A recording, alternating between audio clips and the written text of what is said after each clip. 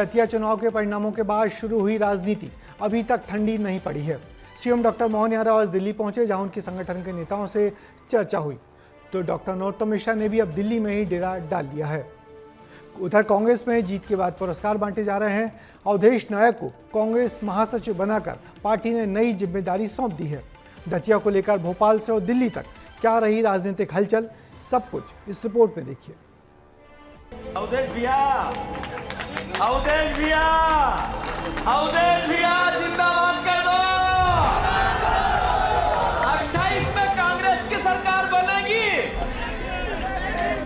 मध्य प्रदेश कांग्रेस के प्रदेश अध्यक्ष जीतू पटवारी दतिया फतह के बाद अवधेश नायक का अभिनंदन करते नहीं थक रहे थे। ये बयान है तो बुधवार का, जब दतिया में कांग्रेस ने विजय जुलूस निकाला, लेकिन सुर्खियों में आज इसलिए है क्योंकि अवधेश नायक को कांग्रेस ने बहुत बड़ी जिम्मेदारी दी है। अवधेश नायक कांग्रेस के नए प्रदेश महासचिव बन चुके हैं और ये इनाम उन्हें इसीलिए मिला क्योंकि दतिया उपचुनाव में कांग्रेस का साथ उन्होंने हर पल निभाया।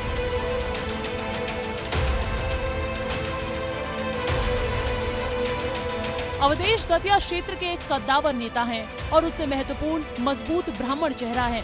जिले में करीब 33,000 ब्राह्मण मतदाता हैं, जिन्हें साधने में उन्होंने कांग्रेस की मदद की।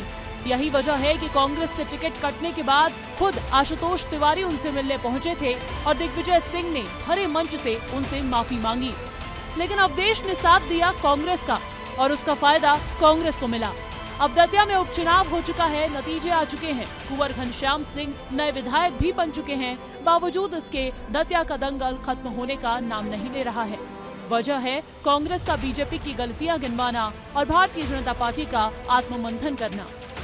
बुधवार को हुई विजय जुलूस के दौरान एक बार फिर जीतू पटवारी गरजे और एक बार फिर उन्होंने कलेक्टर और अधिकारियों को खरी खोटी सुना डाली। सुन लो एसपी और कलेक्टर, तुमने कहा था ठेका लिया था जिता देंगे। जनता से बड़े हो क्या तुम? जनता से बड़े हो तो जिता दोगे। कैसे जिता दोगे? जनता यहाँ दतिया माँ पीतम्बरा माई नहीं देख रही है, वो सजा देते हुए माँ की कृपा जिस पे बने वो है घनश्याम सिंह, जीतू पटवारी, कांग्रेस पार्टी, आप सब। इधर बीजेपी भी आत्ममंथन में लीन है। दतिया की कार्यकारिणी भंग करने के बाद अब मंथन हो रहा है दिल्ली में। प्रदेश के मुखिया डॉक्टर मोहन यादव राष्ट्रीय महासचिव बीएल संतोष से मिले हैं। चर्चा के लिए दिल्ली में पूर्व गृह मंत्री नरोत्तम मिश्रा भी मौजूद हैं। ऐसे में सवाल यही है कि क्या बीजेपी बहुत बड़ा कदम उठा सकती है?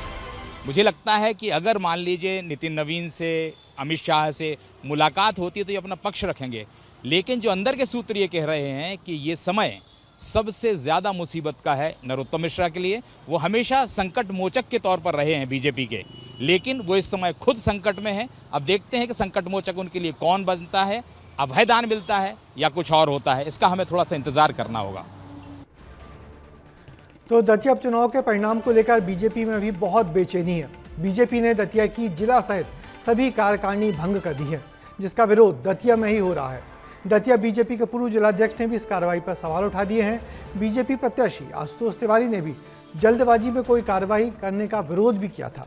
उधर कैबिनेट मंत्री कैलाश विजयवर्गीय ने इस कार्रवाई को बिल्कुल उचित ठहराया है।